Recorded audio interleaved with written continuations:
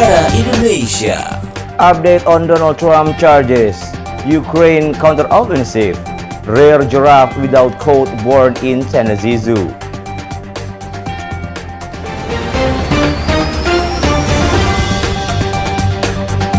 MLINE Top 3 Updates powered by VOA Voice of America.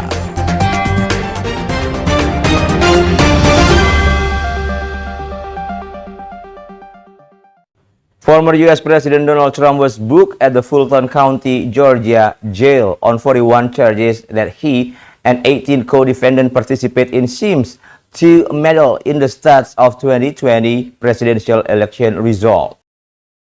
The first ever arrest photograph of a former U.S. president.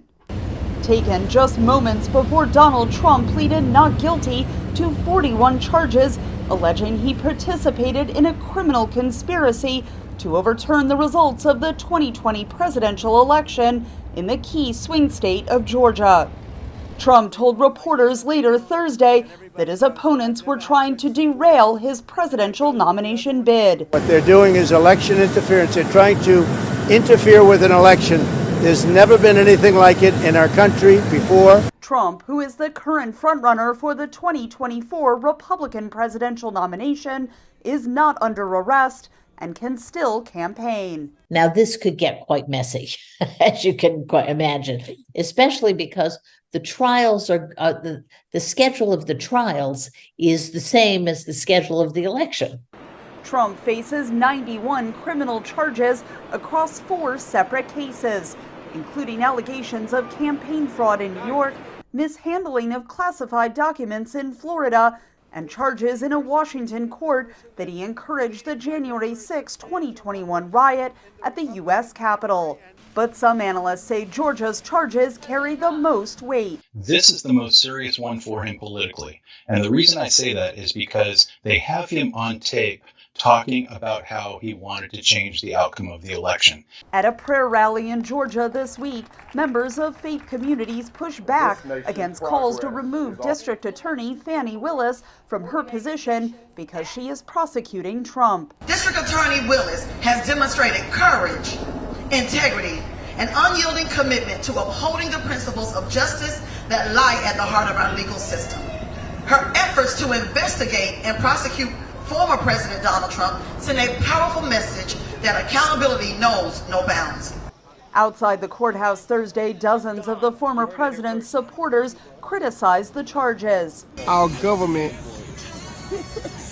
literally right before everyone's face, weaponized the justice system. This is crazy. The president's former lawyer, Rudy Giuliani, who is among the 18 co-defendants accused of a criminal conspiracy, said the charges were unjust. This case is a fight for our way of life. This indictment is a travesty. But analysts say the large number of co-defendants could be a key factor in proving the case against Trump. When you bring in multiple defendants on a criminal case, many of them may decide that they want to make a deal with one of the prosecutors to lessen their own penalty that they would receive in the case. And by doing so, they would have to agree with the prosecutor to provide evidence that the prosecutor doesn't already have. Willis has asked the court to begin the trial for Trump and his co-defendants on October 23rd of this year. Trump opposed the trial date in a filing Thursday afternoon. Catherine Gibson, VOA News. Slower than expected but still moving forward, Ukraine frontline soldiers said that the Russian defenses are fierce in the southern Ukraine. We're reporting today on Ukraine's counteroffensive, and this is the village called Makarivka. The counteroffensive began in early June, and so far Ukraine has taken only a handful of villages, despite months of brutal fighting. Soldiers say the current offensive sometimes resembles battles from as far back as World War I. First, Ukrainian forces attack with artillery, forcing Russian forces to retreat as the infantry moves in, taking over Russian positions. Ukrainian forces then often fight from the same trenches the Russians dug and later fled.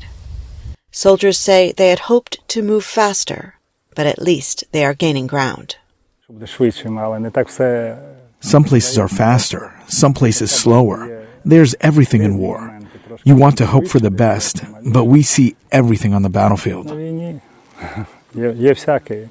In northeastern Ukraine, Russia is on the offense near the city of Kupiansk, even as Ukrainians recapture land here in the south. In recent battlegrounds like this one, we find Russian anti-tank mines, clothes, and some of their bodies scattered on the ground. In areas Ukraine took first, we can see that nature is already reclaiming some of the abandoned residential areas. Soldiers say the villages around here that Ukraine has recently recaptured from Russian forces are only villages in name because there's nothing left. Reporting from Makarivka in Ukraine, Heather Murdoch, VOA News. A giraffe born without spot in northeastern Tennessee Zoo may be plain, but she is anything but ordinary.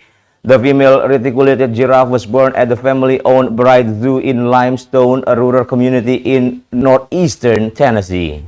David Bright, one of the zoo owners, says that the plain brown animal is a rarity. Research found that another giraffe that was born without a pattern was that in Tokyo, 1972, and two others before that.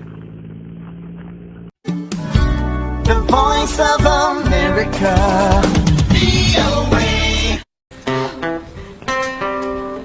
Every time I Thank you for being with us and MLINE Top 3 Updates powered by VOA Voice of America. Stop by at my account Instagram at mirza_wardana. Check on the link posted on the profile and also a shopping recommendation posted as a story in Insta Story that you can check out and go shopping from the link that given over there. I will be seeing you soon. Until then, bye-bye. Every time I see you falling, I get down on my knees and pray. I'm waiting for that final moment. You say the words that I can't say.